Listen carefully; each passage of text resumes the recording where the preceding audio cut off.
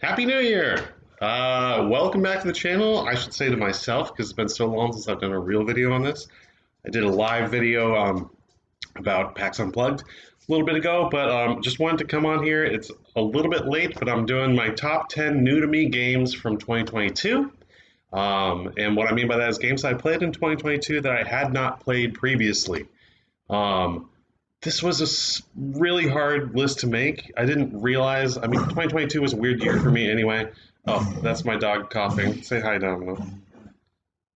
And there we go, now he's done. It was a hard year for me in a lot of ways, but it was also a really good year for gaming, which was great because it, really helps my peace of mind to delve into the hobby. So the way I did this list, obviously, I log all my games on BoardGameGeek, and so I was going and comparing the list of games I had played in 2022 to then all the ones I'd played previously, and took out some that I had not logged that I knew I had played previously, just because there's been some years where I didn't log my plays. But the short list I got down to, short list, was 51 games that I would have been happy having on this list. Like 51 games that I really enjoyed that I played last year. And so from there, I then narrowed it down to 35 games, and then to 26, and then to 20. And I then narrowed it down to 14, and it was really difficult to narrow these down all along. So there's some really great games that I did not include. So I'm going to give my honorable mentions here, and then we'll just do 10 through 1.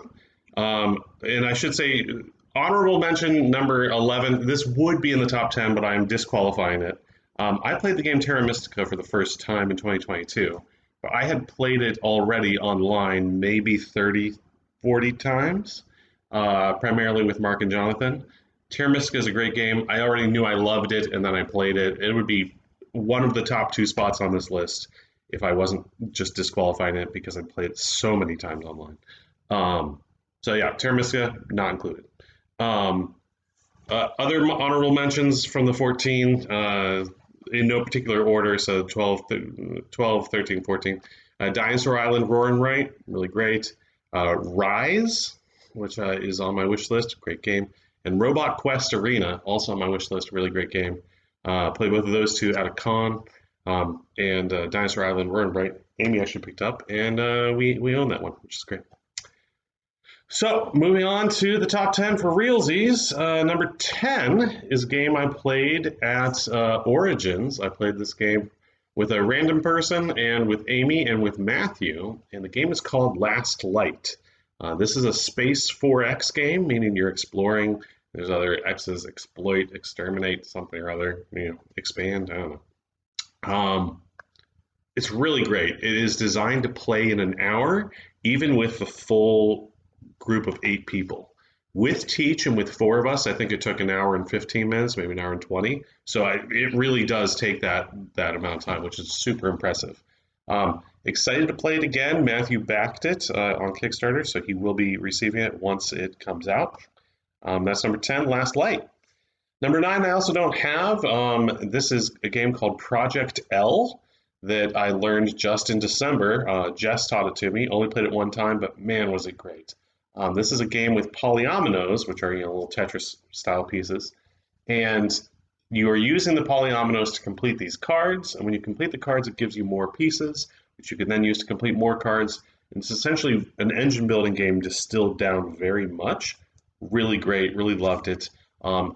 Almost impossible to buy at this point, I think. You'd have to pick up a used copy because I guess the company's going out of business. Hopefully someone else produces it because I really enjoyed it. That's Project L. Number 8, also played at a convention. This one was at PAX Unplugged. I talked about it a lot. If you listen to my PAX Unplugged list, this is Terra Nova, which is essentially Terra Mystica Redux. It's a shorter, simpler version of Terra Mystica. Really enjoyed it. Kind of sad I didn't pick up a copy. It's on the wish list as well, and hopefully I'll be able to pick it up one of these days. Yeah, plays really simply, but still has that asymmetry that I love from Terra Mystica. Don't think I like it as much as Terra Mystica upon further reflection, but it's really good. Now we finally get to one that I own, and that is number 7, which is Mosaic. A story of civilization is the tagline there. Mosaic is a giant game. It is a civilization in the Mediterranean sort of game, and it plays kind of like Terraforming Mars or Ark Nova in some ways. In that on your turn you take an action and then it's the next person's turns, and the turns actually go pretty darn quick. Plays in about 2 hours, which is really fast for a game of this size. And there's a lot of asymmetry involved, which I really enjoy. Only played the full game once. I definitely need to get to the table again soon, and then I'll have a better idea of how much exactly I like it. But definitely enough to make the list. That was number 7, Mosaic. Number 6 is a game called Challengers, which I picked up at PAX Unplugged. That actually played it before that. Kyle G had taught it to me. And this is a ridiculous game. It's absolutely absurd. The theme is like capture the flag with these various different teams. In reality, it's just a deck building game in which you only make a few decisions. Pretty simple, but ridiculous. Plays out in a tournament style, which is really fun. So you're always only playing against one other person. But if you play with the full 8, then you'll play against each of the other people one time, and then whoever's doing the best, the 2 at the end, kind of face off in the finals, which is really neat. I really like it. Yeah, so that was number 6, Challengers. Number 5, I had forgotten, because I played this game so much at this point, I'd forgotten I hadn't played it until this year. Played this originally for the first time, a demo with Athena at Origins, and both of us loved it so much we just bought it, and that is Merchants of Magic. This is possibly my favorite roll and write. Maybe I'll do a top 10 roll and writes at some point. But in this game, you have pad of paper, and you are a merchant who's selling magical items. And so the dice are rolled, and then everybody has to use the dice. Plays in 10 rounds, plays really quickly, but lots of interesting decisions to make, and enough asymmetry so that not everybody's doing the same thing, but you still have to pay attention to what the people next to you are doing so you can try and take the cards that they want. Really great game. That is Merchants of Magic. Number 4 is the last one I do not own, and this is Living Forest, which actually I believe won the Spiel des Jahres, the Game of the Year award in Germany. Living Forest is another deck building game.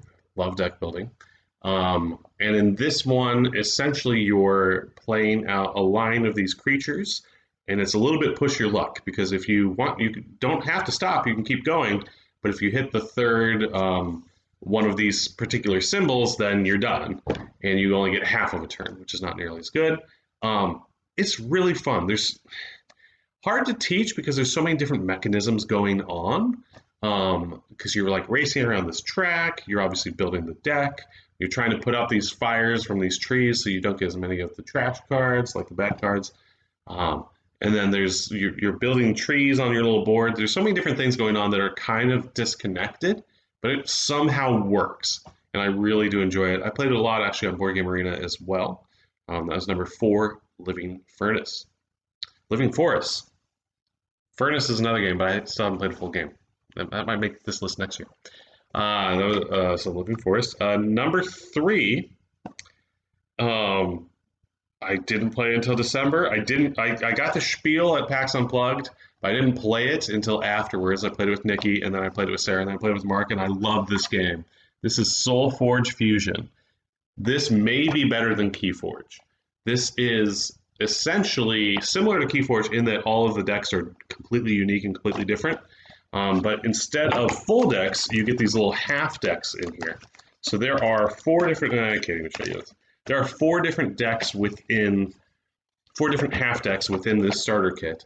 And what you do is you take 2 of them and you shuffle them together to create a deck that you're playing against your opponent.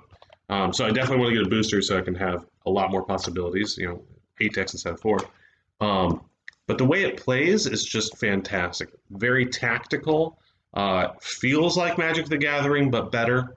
It's from Richard Garfield, who designed both Magic the Gathering and Keyforge and several other things. Yeah, this one, I don't know why it's not more popular yet, and I hope it will be, because it deserves it. It's great.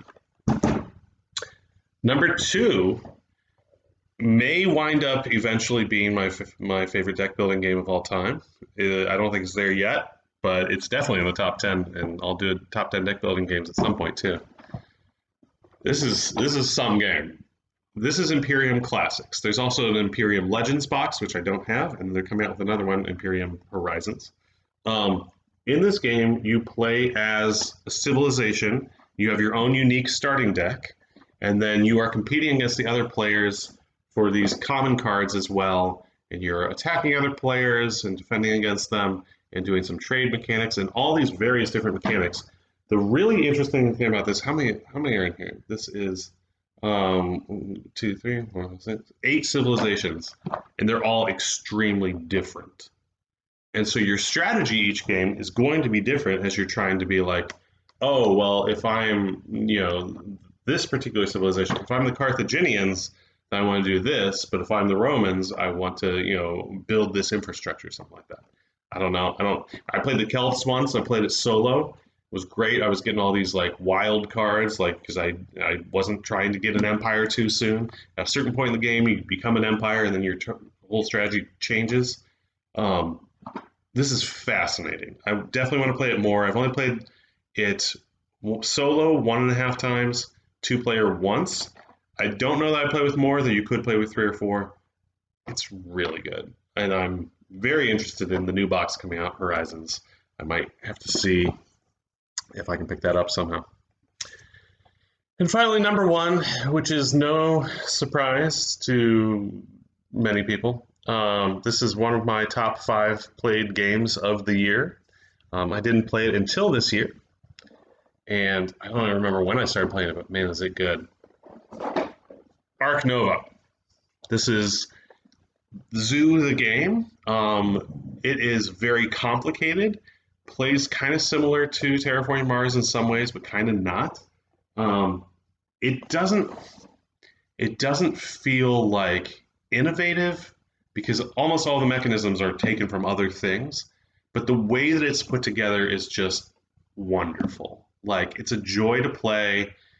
It's a very tactical game where you're being like, okay, well, I'm going to grab this and maybe it'll pay off in the future, but I could plan ahead and do this thing, which would be very complicated, or I could just take the easy route and do this. You almost always want to take the easy route and just take something that gives you stuff now, and like forget those long, complex plans for the future.